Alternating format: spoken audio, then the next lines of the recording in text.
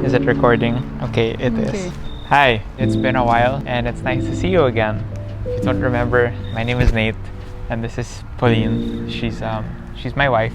We've been married for 1 year already and we're here to answer your questions. Why do you talk like this? I don't know, I forgot how to talk like a YouTuber. I am who I am. We posted a question on Twitter and on Instagram just because a lot of people have already been asking questions. So we're gonna answer some of them today. Hopefully I don't know.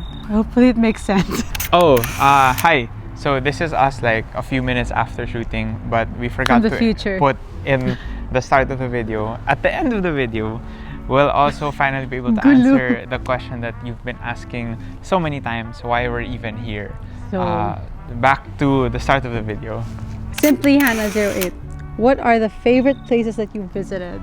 So far, favorite trip so far would really have to be the Joshua Tree one. Part 1 of that. Really? Yeah. That's your pinaka-favorite? That's not my favorite place, but that's my favorite trip because it was for my birthday. Even though I crashed my drone. Link in the description. Favorite place though, definitely Zion National Park has to be one of the prettier ones. Oh my gosh. Probably the scariest place I've been to would be Zion National Park. There's this like hike there called Angel's Landing. I didn't really expect to do like some scary hiking. I didn't even have like proper hiking shoes, but it was the most beautiful place I've ever seen. Are you like that also? Like when you're in like a super big place, it's super vast and you just, I love the feeling of feeling small and being part of something huge. So I guess that was my favorite, but it was really scary. Like it was a 5-hour hike, 2,500 feet elevation gain, I think, something like that.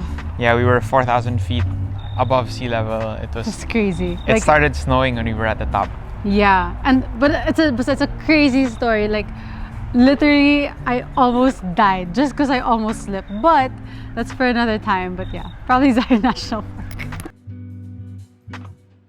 Oh, you know what? She really thought she almost died that she made a video.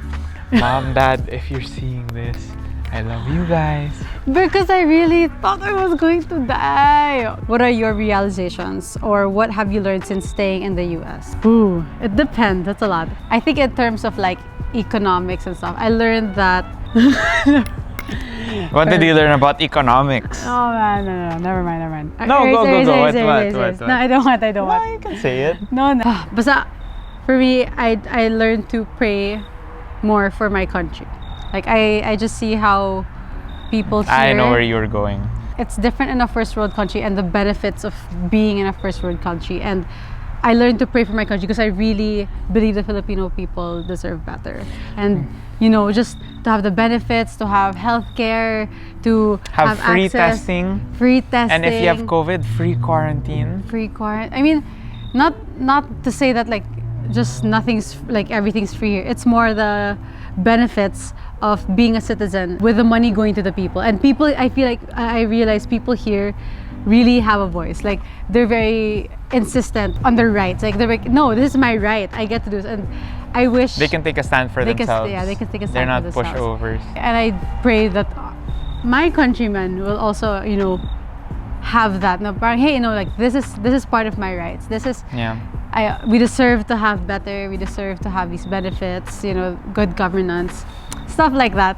Though that's one of my first few realizations being here. Meaning, we're gonna go back to the Philippines and pray for the country and do what we can to be a good countryman in the Philippines. Vote. We're not going to. Don't forget to register. But it's just crazy what we realized about how much of the poverty isn't just because the Philippines is a poor country. It's really because there are a lot of people stealing money. My learning was basically that anything can happen. And you gotta always keep your guard up even if you feel like you're a super nice person. The car that we were borrowing, thank you Tito Jeric, we drove it to LA and then when we got back to the car afterwards, the catalytic converter was stolen, which is the part under the car that contains a precious metal that converts the bad gases from the engine into okay gases for the atmosphere, blah blah blah. But basically, for non-car people, it's basically a special part in the car. The repair was a lot. Yeah. and it looks like it was just cut straight from under the Yeah. car by a Yeah. thief. You know, the pandemic changes people, Yeah. and Need we're gonna be changes more aware now. Yeah. Again, another long story for another time. But yeah, we also learn how to be on our guard and to be more aware of things outside our own world, basically. And that's good. It's good. I mean, the Exposure. cost of learning things The may cost be of huge. this lesson was not worth it. No, it was worth it. It's always the Okay, lesson okay. is Yeah, yeah, always, yeah, it was, learning it is was. always worth it. Anyway, Astro Rose, is it really okay to disappoint people in the process of prioritizing self-care, whatever that means for you? We love you both. Oh, we love you too. You have any thoughts on this, or should I go first? I'll say yes, but you gotta be disappointing the right people in the right way, in the right amount. So That's really good. That's really good. I mean, you're gonna be disappointing people to take care of yourself, but know that it's your support system who loves you very much. And even if you take a step back for a while, when you come back, it's not like Sorry. they're gonna FO you. Sorry. But they love you and they're gonna completely understand. So you gotta tell them the right way that, hey, I just gotta take a step back because I gotta recuperate from all of this. Wag naman And don't just like mag-ghost. Don't MIA. ghost. Yeah, go. Yeah, that's true. I really believe in what you don't have, you can't give. And I'm very guilty of that. Trying to keep loving people and helping people when I feel super tired na, or when I feel like I need me time. But I'm like, no, magpapakamartir ako just to make someone feel like that. Parang, it's... You're so like that. It's gonna be fine. For Enneagram 2 people, I realize that's actually pride. That's actually a form of pride because I feel like they need me or they need my help, or it makes me feel better when I help them. But in reality, self-care for me would also be giving a better quality love to other people. If I don't love or care for myself, again, this is not in the selfish me. This is more of taking time off. I had to learn this. Taking time off and saying no are two of the hardest things for me to do, but I had to learn how to do it because I was dry na. Parang I was squeezed dry already. The right people won't be disappointed. In fact, they'll understand. And in fact, they might even tell you, go, take a break. It's totally fine. Say you have a friend who's been so kind to you and always helping you. Check up on your friend also. You don't know what people are going through. And sometimes people will never offer the information, but it feels really nice when someone asks. It feels really nice when someone cares to ask. Those are great thoughts on it. Excuse me while I take a cry break. Have you broken down during this pandemic? Oh my gosh. I did. I have broken down this pandemic. And that's not really normal for me. I'm usually I can adapt to situations very well, but I feel like this pandemic pushed me to my tipping point wherein parang there was just no way to release the stress or release all my anxieties and fears. So I really did break down this pandemic. How was that? it? How was that experience? It was sad. No, but I felt much lighter when I did, because it felt like I actually gave myself the space to feel.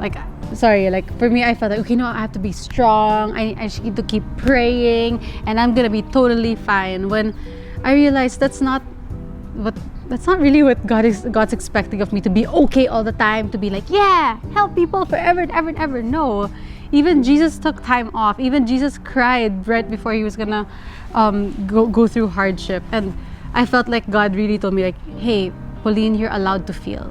The difference that we have to take into consideration is what we do after. So some of us like to wallow, which I like to wallow. But I think the better way would be to look at your emotions and have people walk with you through them. If there's anything I realized, you can never make the right decisions when you are emotional. So it's good to have people around you to walk with you through it, to talk it out with, or if you draw, you write, find a way to release it and find a way to Get an outlet. Talaga eh. Definitely pray. No-brainer. Pray, because I can't do it on my own. I've learned how to do it on my own for the past 28 years, but it's tiring. So pray, because God's there to help. Yeah. The Psalms are always a good place to read the Bible. Yeah. To look for comfort also. I love that because I mean, David was all like, God, I know. my soul. Imagine how he was many. super dramatic. Yeah, he was super emo. When I feel bad about being dramatic, I just read the Bible and I read David. Oh, I was David was like that then. You're more dramatic. Yeah. The Bible says that God is near to the brokenhearted, right? Yeah. And He saves the crushed in spirit. Oh, last question. Okay. Last question. Oh, we forgot to do the segment where at the start of the video we'd say, oh, at the end, we'll finally be able to tell you why we're here. Okay. Okay, so... No. Oh, so at the end of this video... And finally, the question everyone's been asking. Maya, how's married life doing so far po for the both of you there in the US? And from Elle, how did you both adjust now that you're living away from the usual life that you have here? Context, the reason why we're here is because Nate's Tito, hi Tito Jerk. Hi, Tito Jerk and Ate Kath. Tita Kath. Ginawa namang Tito and then Kuya Jeric and Ate Kath. Kuya Jeric and Ate Kath. We're just helping them out because they have these adorable babies, which I've been posting on my Instagram. If you want to see how they look like, just check my Instagram because they're all over it. So Kuya Jeric and Ate Kath are my mom's cousins. After they had their first kid, I think 2 years ago, who's super adorable. She's adorable. They got pregnant again, which is amazing. It's wonderful. And then they realized that, oh, it's twins in my tummy, which is double wonderful. And then instead of 9 months, they were born at 6 months, which was a wonderful opportunity for God to show His faithfulness and His healing. And so for the 3 months premature, yeah, I mean, there were a lot of complications. They were definitely immunocompromised. They put them in the NICU, the NICU. One of them had like a rare kidney disease, made his kidneys not know how to absorb fluids very well, making him dehydrated, you know, things like that. Yeah. And, you know, through the whole journey, we have witnessed and experienced with them just the miracle of God's healing in their lives. And as they continue to pay the hospital bills and provide and work, both of them, we're here to help them out, help them take care of the kids, and help the kids feel at home while their parents are taking really good care of them. They're the most adorable human beings on the planet. They're super cute. Yeah, like, so we're living with them now. Guys, they're super nice to us. They just like... They're also very smart and they're super fluffy. I'm actually happy. I also get to meet home. The rest of my family here on this side. You know, my mom's cousins. So the rest of the family, hello. Kuya Jeric and Ate Kath are super nice. They're amazing. So we're staying with them now, and as a bonus, we also get to go around different. Yeah, so they lend us their car, as I talked about earlier, and then they feed us. We get to go to different places around California. So how has it been? Like, how has it been? Adjusting. I feel like it was really like a bonding experience for both of us because it was our first like trip, and you know, like when you go on trips with people, you actually get to know them like more. Yeah. First time traveling together. And also, I feel like during the quarantine, we were with our families. So like we'd be in your parents' house and we'd be in my parents' house. Oh, no, kidding. We'd be in our parents' house and our parents' house. Oh. It's a good way to put it. And like, I mean, I love it. Like we both loved it. We love spending time with our families. I think, but this is the time that we like, oh no, like where's our support system? Where's our families? I personally learned how to like, okay, build together as our own unit. It was like, it's nice. Like, you're okay pala. Sakto lang. Yeah. Yun lang. How about you? For me, married life here, I'm gonna syempre affirm everything that you said. You're an amazing... Diba? Where are you awkward? This is a good thumbnail. We can hug right here and make it a thumbnail. Later not.